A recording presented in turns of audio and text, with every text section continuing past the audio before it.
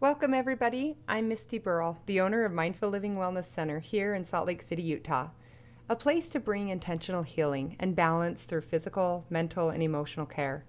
Our goal is to help you in your journey through education of self-sustaining tools such as talk therapy, life coaching, emotional wellness, mindful yoga, and any variety of healing and wellness.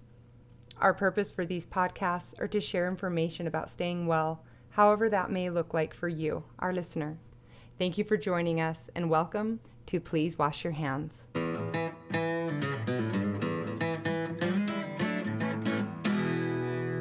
Today we're going to speak with Alec Marshall, and we're just going to start. Tell us a little bit about yourself, Alec. All right. First of all, thanks for having me. I am 24 years old, a recent Westminster College graduate, and a Bozeman, Montana native who's been living in Utah for about 3 years now. What brought you to Utah? Bringing me to Utah, mostly school, and I also played soccer at Westminster during my time there. Oh, right on. And now I've just been living here for the past year outside of school, or a year and a half outside of school, and just working and kind of figuring out life. That's how it goes. How did you like college in Utah? How was the transition from Montana to Utah?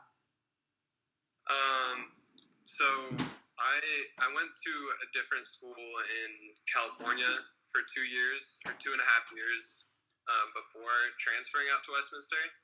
And the school I attended was Cal State Fullerton, so just like a really big public school and kind of in Orange County, Southern California, so just a very different environment in general. So going from Montana to there and then back to Utah, I would say each was a different like transition. But I feel like Utah has more of a balance between the two things that each of the places provide. Like Montana is really cool and has like a ton of outdoor like recreation, and has like a ton of public land, and it just has different attractions than Southern California, where I feel like there's a lot of cultural things that you can like participate in, but a lot of those are like expensive too. So it's not like it was just like a combination of those two. Like we have like a pretty good like music scene, and just like an intersection of like the outdoors and kind of like urban things. Right on. What's your favorite thing to do outdoors? I mean, definitely play soccer. That's true. That's my favorite thing to do. And that's something that's really been suffering, obviously, like many other people, for different things, like under this pandemic. There just hasn't been any soccer because it requires you to come in contact with people. And I mean, some people have been like playing, and a lot of leagues are like slowly starting up, but I found that like soccer is just my favorite way to not only like be outside, but like just to meet people. And I feel like it's kind of like this language that if you speak, you can go anywhere in the world and just like grab a ball and immediately have friends or someone who's like on the similar wavelength as you. That's awesome. I never thought of it like that, but that makes sense. Yeah, I mean, I went to the World Cup in 2018 with kind of just like this group of people. I mean, including my brother and my dad, but it was really kind of like a mashup of like all these different people from different backgrounds, but we were all linked by just having met these two Russian guys through soccer, and they kind of led us on this tour through two different places in Russia, like Moscow and Rostov. And while we were there, just in these like fan zones, like the first thing I did was buy a ball, and as soon as you would start juggling, like you just have people like from every different, like wearing their whatever jersey their country they're representing, and they would all just come together, and like immediately you just have friends. That's awesome. The word that comes to mind is commonality. Is that a Misty word or is that a real word? No, I think that's a real world. I have a bad habit of making up words. When I'd I like to was hear a Misty word though. when I was in high school, we used to take a hacky sack, and at lunchtime we would start volleying around with the ball and juggling. That's what you call it. Yeah. And people would just come, not even like in our quote unquote friend circle or whatever. It's interesting how there are certain things that people just kind of join in. That's awesome. That's pretty inclusive for high school too. I like that. So tell me a little bit about what you do with the homeless community here in Salt Lake. So I work at Housing Authority of Salt Lake City, and that's a federally funded independent organization. And it's basically just its mission statement is to provide resources and like transitional style living for people transitioning like out of homelessness. Right. And I work at the front desk at two different buildings, and they're each different. One of them is like really like an apartment style complex. It's over a couple blocks off to the west side of State Street. And then the other one is down North Temple, and it's more of like it's a converted hotel. I've seen that. I've seen that. Yeah. Oh, okay. I know what you're talking about. It's called Freedom Landing. Okay. That one is all like veterans, like strictly veterans of the U.S. military that have they like all used to be homeless, which is wild. It was just kind of like crazy to me in the first place, like learning that. So I would say that was actually one of the most like informative things that I learned. And then following up on that, I just like researched how much, like according to the VA, 11% of people that are homeless in this country are actually like veterans of the U.S. military. And then there's like more discrepancy in that. Like I think around like I can't remember the statistics, but it's like really disproportionately Black and Hispanic veterans who end up being homeless too, and they make up like a way higher percentage of the population that ends up homeless compared to white veterans, just by the number of people that are in from each demographic. On top of that, like before, this is like data from like 2019, like before the pandemic, and before that there were 1.4 million veterans like on the edge of poverty, or on the edge of home, like deemed to be on the edge of homelessness, which I'm sure in recent times has like increased just because of the pandemic and the impacts that's been having on housing. So I would say it's been really eye-opening working in this setting. Definitely crazy, very crazy at times. And then also very rewarding, just because most of the interactions that you end up having, I feel like are positive, you know, just like despite everything that's going on with the situation. Like, all right, I feel like personally that they outweigh like it doesn't feel like you're just the whole time working with like bad things, because you're at the end of the day just working around other people and you just see other people doing like affirmative things. I want to come back to the word commonality.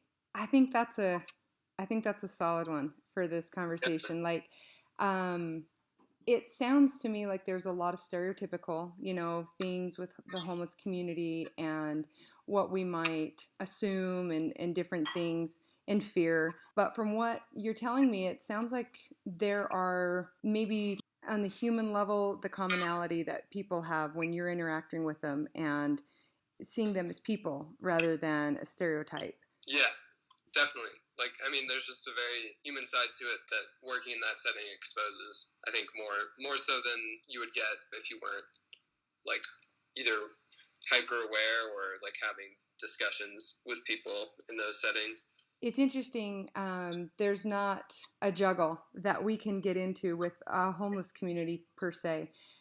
But I wonder if some of us were to step back and take a moment and find a way to be able to see these people for people and not just stand back and look in on it and judge and see them as a stereotype, but actually understand and take a minute to see that they're people too.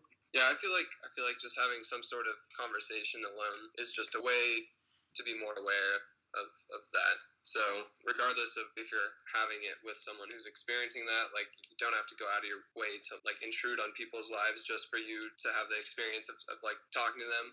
But if this situation comes up where you can like organically like just have a conversation with someone, like have that conversation.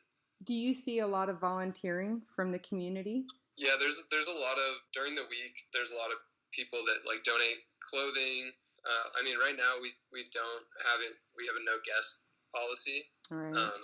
So like a lot of the usual activities have shut down, but there's usually like a ton of like community organized events that are all posted on these like event boards, and we would normally have like different things going on around the building. And the pandemic has definitely like curtailed those things. Yeah. It's been really hard for people, a lot of people who are living in like this transitional living and are stuck with just like a ton of people around them, and we're using a lot of those like restorative like community events to rehabilitate almost. So now that those things aren't going on, there's just like this like a big link that's been missing. A lot of people have just been very on edge. Yeah, it's hard. A lot of unknowns. People are a lot more reserved. And this question could pertain to now or even previous, but what are some of the hardest challenges that you find with this line of work in your life right now? I mean, I would say like seeing kind of just systemically how in this job I come across like a lot of different like intersecting pieces that are all working together to create this whole situation. I mean, so just number one, seeing what being homeless does to just like regular people and like kind of the things that they have to go through during that, I feel like highlights a lot of real serious flaws in like different institutions in our country. I mean, just number one, like the fact that there are all these veterans who are homeless, like does not reflect super well on how our military is set up, because I mean, we're also just like have the most funding for our military of any country. I mean, and then you come back on housing authorities' part, we're acting on this housing first initiative, which is like a really kind of new idea and something that people are constantly having to like fight for funding. But it's just the idea that, hey, like if you want to end homelessness, the first step is having housing for people. Right. You know, like the literal obvious first step. And then so that's somewhere that like, yeah, we have these transitional style housing places, but there are literally hundreds of people, like thousands of people on waiting lists to get into those type of places. Wow. So there's like not enough access to those things or whatever, even though there is like housing, like literal housing that could be used somehow. And then coming into contact with law enforcement a lot in this job, just there have been times where I've had to call the police, and I've had some police who've been empathetic and understanding, and I've had some police that have just been assholes, like that, you know, come in and make the situation worse and are not doing anything on their end to address like this situation. And then on top of that, just mental health. Yeah, that was the next thing I was going to bring up.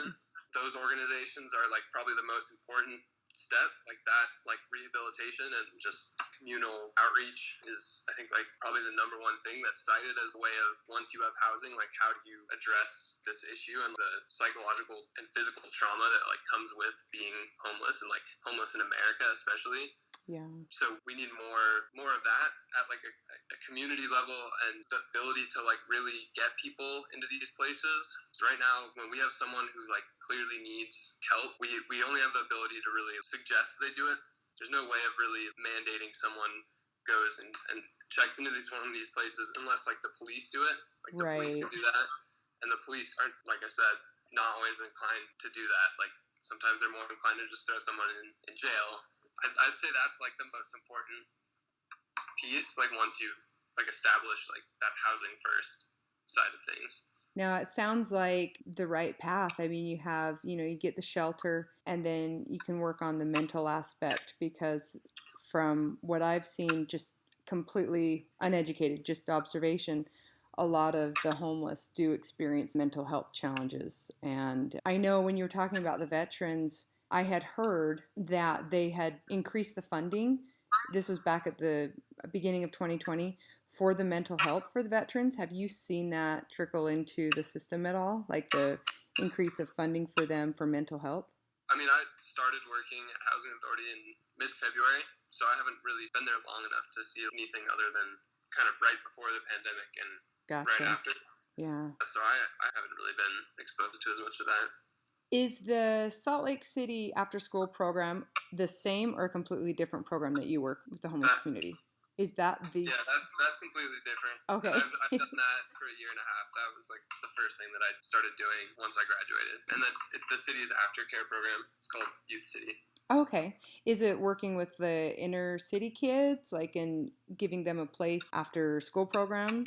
I mean, it's Salt Lake's attempt to provide aftercare for the kids in Salt Lake.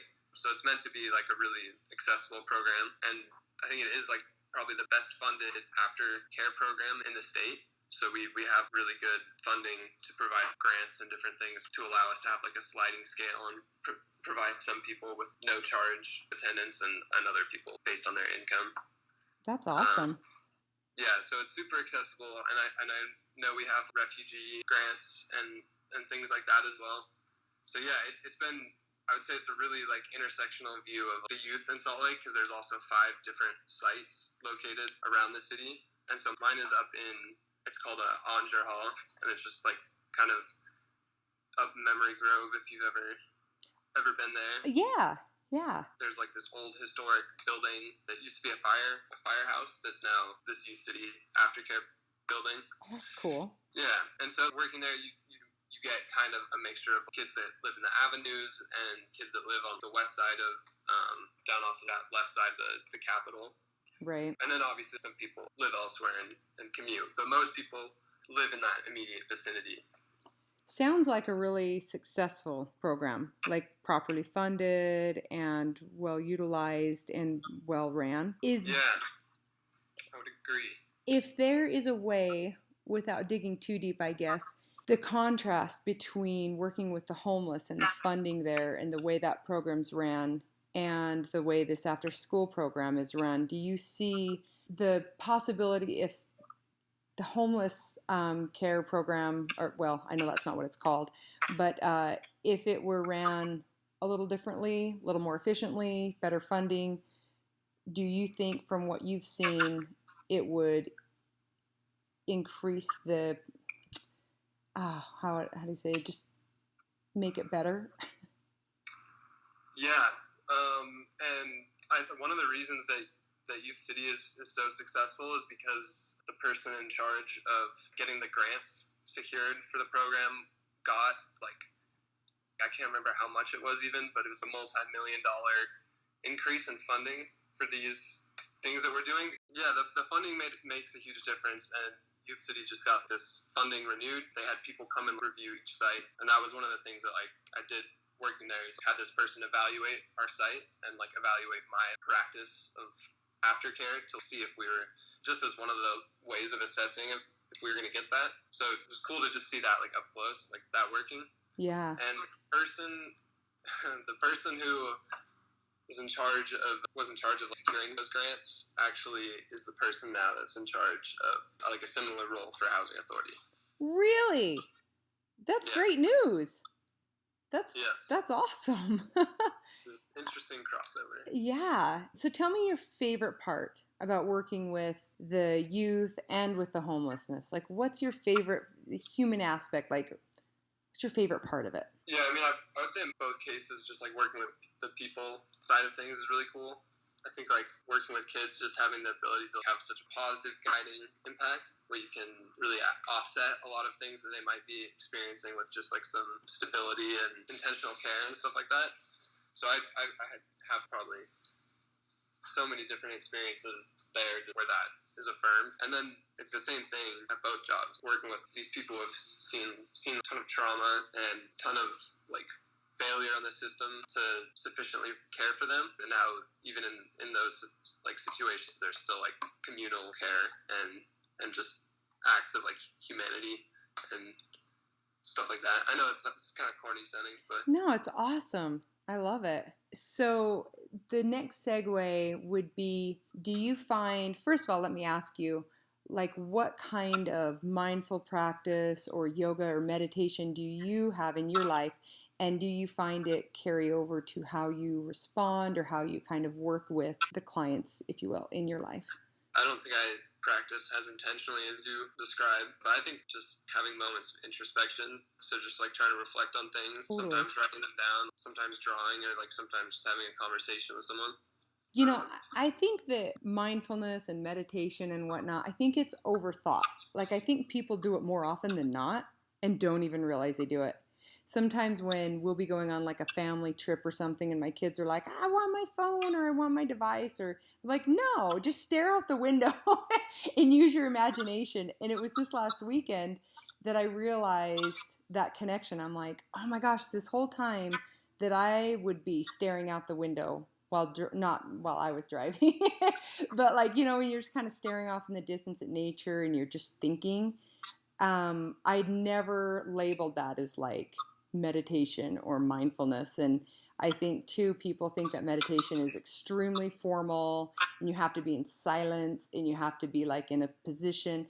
And really, on top of a mountain. Yeah, although that would be awesome. You really is just kind of when you're sitting with your own thoughts and you're just allowing your thoughts to go. It's not a turn off. It's actually more of a turn your thoughts on and just let them go. So when you say, that moments of introspection and writing down, like that's awesome. That's exactly what keeps our brain healthy. Just on your end, what are some of the things that you see about doing those things that's important, or how does that relate? How does being mindful? I love that you asked me that. That's awesome. I think that it creates an environment to not be so reactive.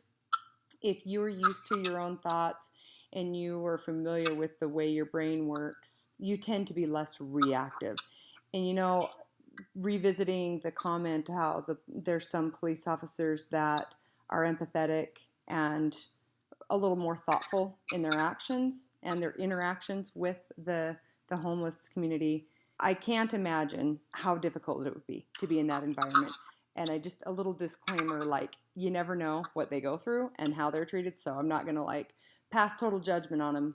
But the thoughts that were coming to me when you commented was they were being reactive. They have a situation and it's difficult and whoever they're dealing with is acting. They're being reactive. And I feel like that's something, going back to your question, is like, if we could be less reactive and more on purpose, I think that's a way of practicing mindfulness, in your life. And I remember when I was in high school and we had like a child development class, I remember being taught like to parent with intention and not be proactive and not reactive. And I'm amazed at how much that's in life, just in general, interaction with people, to be more proactive than reactive, for sure. Yeah, being intentional. Yeah. A couple years ago, that was my word. I decided, I think it was like 2017, instead of goals, I was going to have a word that I was going to center all of my actions around. And intentional was that goal. And it was really this kind of the beginning of the huge paradigm shift in my life. I had used that word and it just, every time I'd be introspective, intentional. Is this action that I'm doing intentional? And anyway, it's kind of cool. That's cool to hear. Farther down the road, how that has had a reward in your own life. Yeah, it's, I would say if somebody was listening to this and could walk away, maybe just take a second and understand human nature, understand the commonality that, we all do share something, and maybe try to see the similarities rather than the differences. And maybe not try to be so reactive, or not try, but maybe not be so reactive, but try to be proactive in your interactions with people. Alec, I'm so glad that you were able to come on today, and I appreciate your time with us. Thank you so much. Thanks for having me. We hope you've been inspired, encouraged, and learned a little bit about what mindfulness looks like. Everybody, have a mindful week.